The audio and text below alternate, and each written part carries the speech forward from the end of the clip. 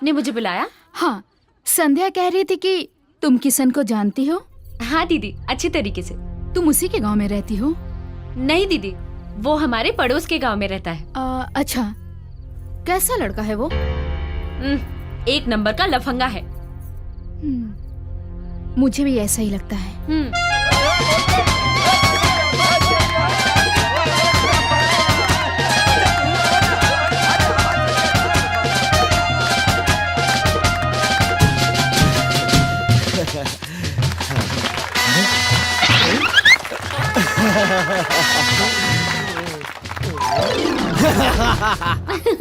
चंद आज बड़ा खुश नजर आओ तरु। का बात बा? लागत कि आज तोहरे बिया होता।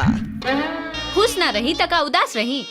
यहाँ एगो तू ही हमके देखे वाला थोड़े बाड़ा, बहुत लोग बा देखे वाला। एगो चेहरा के कितना लोग के देखो, घूम फिर के हमरे लगे हमरा लगे मोहब्बत के गम नहीं खे, और तू हमके संभारा इतहरा में दम नहीं खे। ए तोहरा के का अगर चाह दी ना तो तोहरा साथे साथे सब जनी के रस निकाल दे।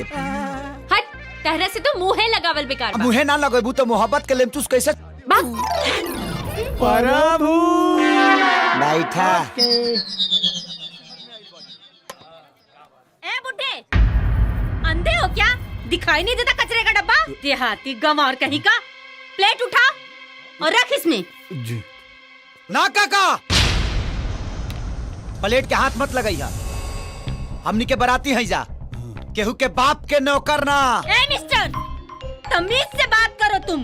एक तो खाने का सहूर नहीं, ऊपर से बदतमीजी से बात करते हो। अच्छा, तो हमनी के खाए के सहूर नहीं खे। दरअसल बात तो ई बा कि तोहरा लोग इनके खियावे के सहूर नहीं खे। एगो तब पे फेलो सिस्टम रख ले बड़ा लो। अगर इतने तमीज रहित ना तो पात में बैठा के अपना हाथ से परोस के खियाता लो। बहू, ये क्या तमाशा हो रहा है?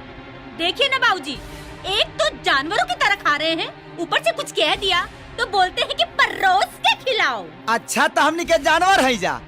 ए भाई लोग सुना लो, प्लेट नीचे रख दलो। अब तो हमनी के पात में बैठब जा, आई परोस के खियाई है। ए किसनवा, चुप।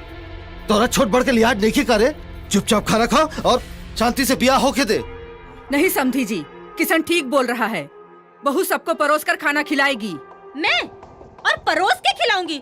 परोसेगी मेरी जूती। बहू, ए भाई लोग, अब तई परोसिया हमनी के बैठ के खाई जाई। पतल ठीक बानू रे? आ खाना ठीक बानू रे? आ खियावेली ठीक बाड़ी नु? हाँ भैया।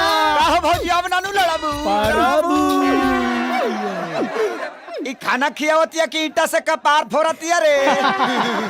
भगवान विष्णु मंगलम गरुणाध्वज मंगलम पुंडरीकाचार्य मंगलाय तनो। शादी ब्याह बहुत बढ़िया से हो गई। समझी जी, मेरी बेटी कभी गांव में रही नहीं है, इसलिए उसे गांव के तौर तरीके मालूम नहीं है। जैसा कि अभी खाने को लेकर समस्या हो गई, मैं नहीं चाहता कि आपके यहाँ भी इस तरह की कोई समस्या हो। अगर आपकी अनुमति हो तो मैं सुजाता को उसके साथ में 2-4 दिनों के लिए भेज दूं। समझी जी, हमरा घर में पायल के कौनो दिक्कत ना हुई। फिर भी रहुआ 2-4 दिन खातिर अपना बहू के हमरा घर में भेजल चाहता नहीं, तो हमरा कौनो दिक्कत नहीं।